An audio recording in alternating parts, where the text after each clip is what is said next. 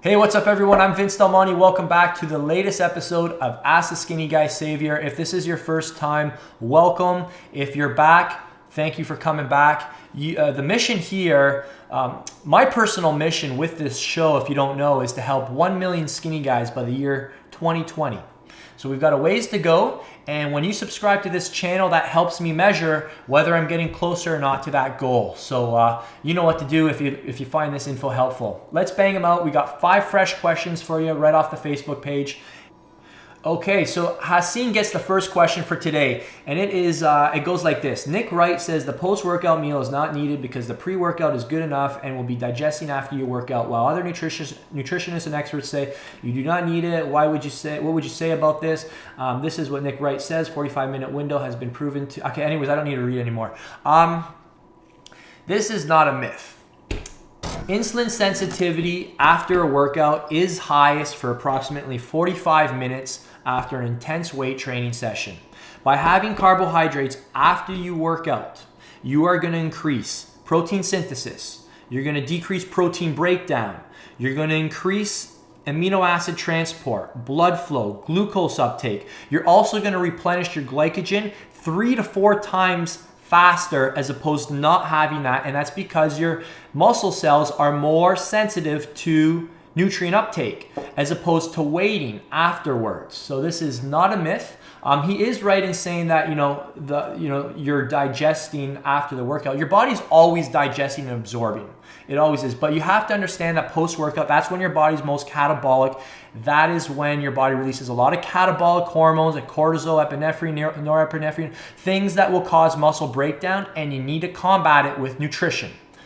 You can try it the other way and be the judge yourself and do your own self-experiment, but I believe it'll be a silly experiment and you'll just end up disappointed.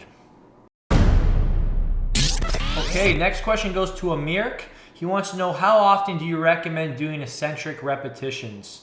I started doing these after my regular sets and I can already see a difference. Though I've read it's only a good way when a plateau is reached. What's your opinion? Okay, so for those who don't know what eccentric training is, this is a really popular way to get guys strong. Strength coaches will work with clients and they'll have them do anything from 6 to 10 second negative, working with loads of anywhere between 100 and 175% of their 1 rep max. This is a whole separate topic, and that style of eccentric training I would reserve only for clients who have more than 2 years of consistent training. This is a very advanced type of training. But a way that you can incorporate this kind of training into your routine right now is by using a tempo. And by tempo, I simply mean timing the rate that you lower the weight. So for most people, controlling the negative, the eccentric, for 3 to 4 seconds is going to be optimal for hypertrophy. And the best way to think about this as you're actually in the gym is to think of your muscles kind of like a brake system. And you're trying to decelerate the weight on the way down, or on the negative portion of the movement. This is going to cause a lot of muscle damage, and you're going to know that you did it right because your muscles are going to be shaking involuntarily like crazy.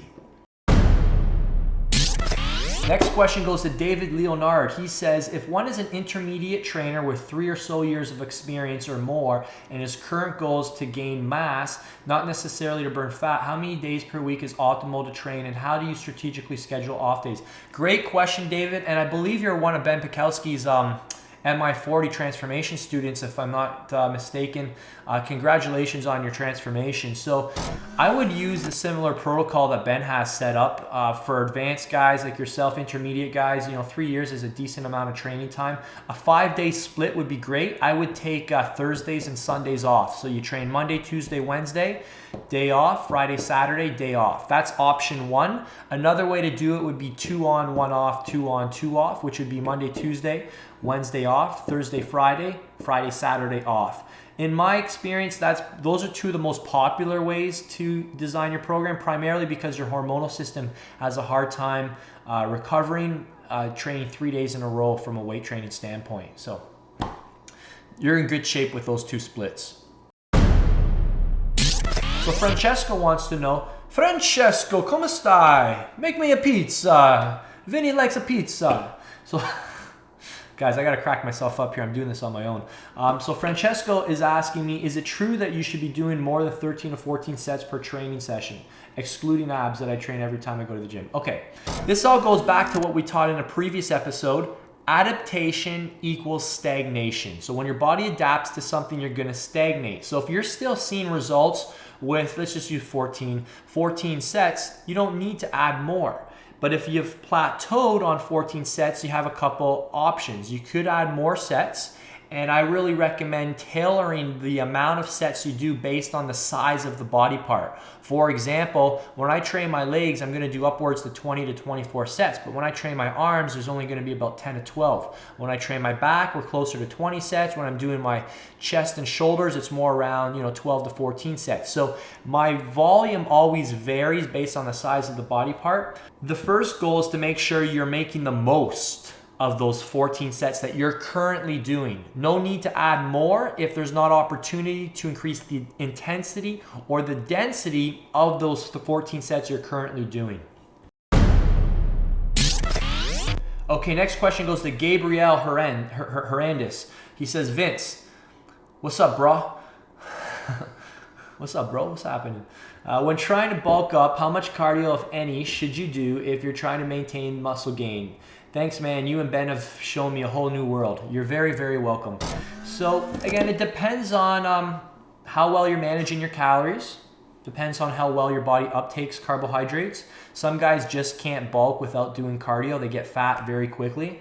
There's a lot of, you definitely need to manage the types of carbohydrates you're having. And for most people, when you're bulking, I usually say just throw in 3 days a week of interval cardio, about 20 minutes each session.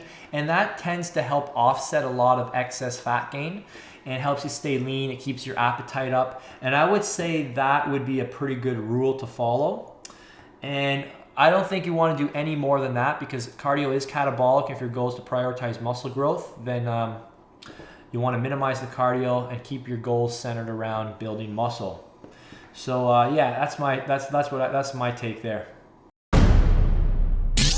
Okay guys, that's another episode in the bag. Thank you so much. Make sure you subscribe to the channel, share this with your friends, and if you'd like for me to help you answer one of your questions, then just go to the fan page, vincedelmontefanpage.com. You know what to do when you get there. Like it up and wait for the status update, and we'll do our best to make it happen. Thank you again.